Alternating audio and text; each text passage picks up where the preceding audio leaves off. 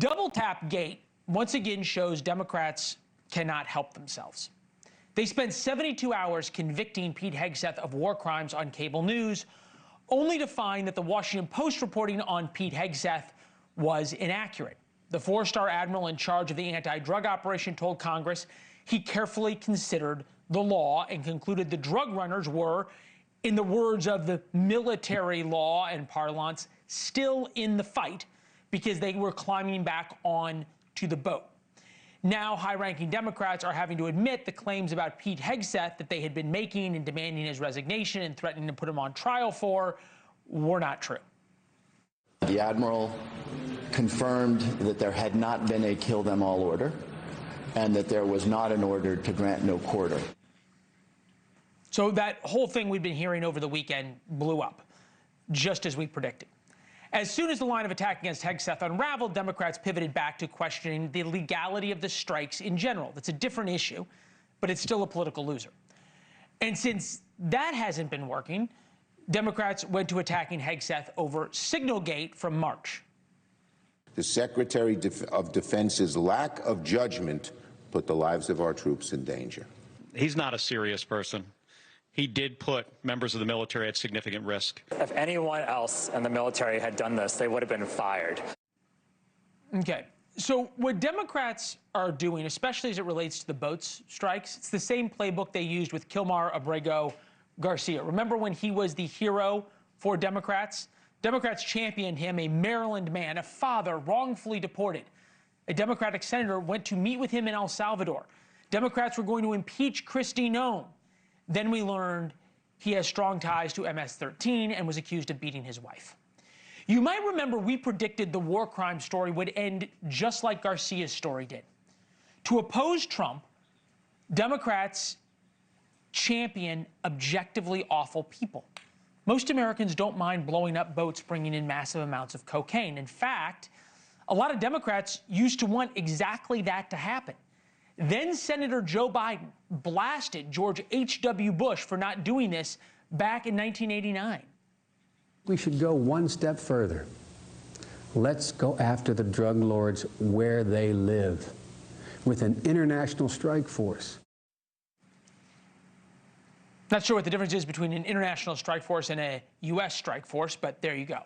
President Barack Obama turned the U.S. Air Force into close air support for Libyan rebels. I was in Libya when it happened. There was no congressional authorization, and Gaddafi certainly wasn't an imminent threat to the United States. But now suddenly blowing up drug runners is awful. It's an abomination. It's a threat to our democracy. That doesn't make sense to the American people. And championing drug runners is not a political winner. The problem for Democrats right now is they are way too excited by anything that they think, emphasis think, will take down Donald Trump. We begin tonight with Lieutenant Colonel Darin Gobb, U.S. Army veteran, former Black Hawk helicopter pilot, battalion commander with 4 combat tours in Afghanistan, veteran Navy intelligence officer Jake Posobiec, Dan Turrentine, former Democratic advisor, co-host of 2 Ways the Morning Meeting. Dan, I want to start with you on this. Have I correctly diagnosed the problem for Democrats? Yeah, unfortunately, I think you have. I think it's very similar to the crime issue where we were, arguing that urban crime wasn't that bad, that certain areas always historically had crime, that there was no reason for a heavy force like the National Guard to come in, which of course was absurd. To the average people, crime is crime and they want it down. I think on the question of the drug boats, you're right, Leland. Poll after poll has showed the American people are okay with that. I think the better place for Democrats to focus would have been like, what are we doing more broadly? Are we going to do this off of Mexico, Colombia, Peru, China? Like, are we really going to war against drugs, which frankly, a lot of Americans wish we had? It's the same thing with crime. What are we really going to do? So I think, yes, Leland, unfortunately, the party Trump derangement syndrome reared its ugly head again. Jack, there is a question here in terms of, I would call it mission creep, but Republicans have been rightfully questioning the idea of what exactly we are doing and how far does this go. None other than Rand Paul brought that up. Take a listen. If they're armed, show us that they're armed. If they're not armed, explain to us why we kill people who are not armed. Jack, would it be better if President Trump laid out more of the intelligence behind this, more of the justification, more of what the mission is, and more, to Dan's point, how far this goes? Well, Leland, I think that the American people, of course, obviously deserve to know exactly what's going on. And by the way, we just spent yesterday and the day before over at the Pentagon with this new press briefing, and we actually asked very serious questions about that. Is this about Venezuela? Is it about something that's broader than just drug running? Is there perhaps some question of regime change? You see the USS Gerald aircraft carrier down there that creates a lot more options and a lot more firepower than you would need to have that controllers on it, plus the complement of support ships, than you would need for just striking gunboats. So we clearly see that the optics of the administration has some sort of goal in mind from Maduro. You've heard this tough talk from Maduro, clear the skies, et cetera, et cetera. And that's something that we've actually been very critical in asking serious questions of the administration, even though, of course, the Washington Post and the New York Times would never give us credit for it. And it's really been something that, look, when I go and listen to my viewers and my listeners over at Human Events, they're very questionable about whether or not, and very wary about whether or not we're going to get into another regime change situation. You asked the questions, and we're going to apologize to our viewers. Your audio is a little wonky, but we're going to stick with it because it's important. You have asked those questions. Do you feel as though you have gotten acceptable answers? We've got answers on the record. We've also been briefed on background, and we're going to continue to ask those questions. Of course, no, we're not. As someone who wants all the answers all the time, I'm never going to say that I'm completely satisfied, because that's just not how I operate. Okay. Lieutenant Colonel, to you, do you see a difference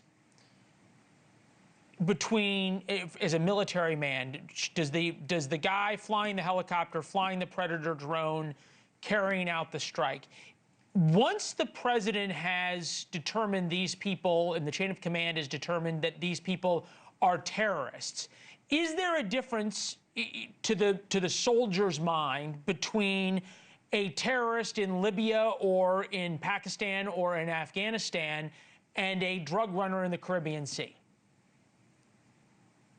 Yeah, Leland, I think intellectually there's a little bit of a difference there. They understand what terrorism looks like in the Middle East, and they have to divorce themselves a little bit of that in order to just simply call this a drug running boat into Southern America, into the southern part of America right now. But they understand also that the mission is about protecting the homeland, and these drugs and the people supporting this entire enterprise in multiple nations are poisoning America.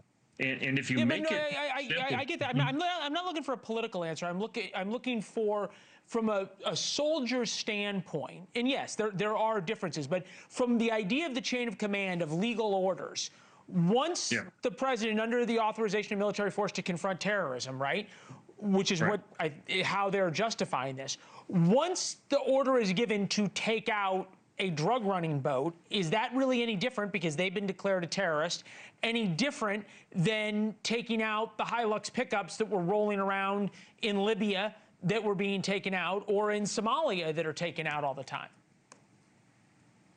No, absolutely not. In fact, this is actually more understandable, because these are actually a greater threat to the American homeland than the people over in the Middle East. So this is a legal order. It comes down from the chain of command. This is a terrorist entity through the narco-terror groups, and it's a target that needs to be eliminated. It's the boat, it's the drugs that need to go. And so I'm all for it. Yeah, we're doing side-by-sides of some of the strikes in Afghanistan and in other places versus the strikes on the boats. Back to you, Dan. This is Congressman Adam Smith last night on the program, pivoting from the idea that there was some kind of war crime because there were multiple missile strikes on this boat. Once that's debunked, now Democrats have moved back to this idea that the whole mission effectively is an illegal order, or somehow not acceptable under the authorization of military force. Take a listen.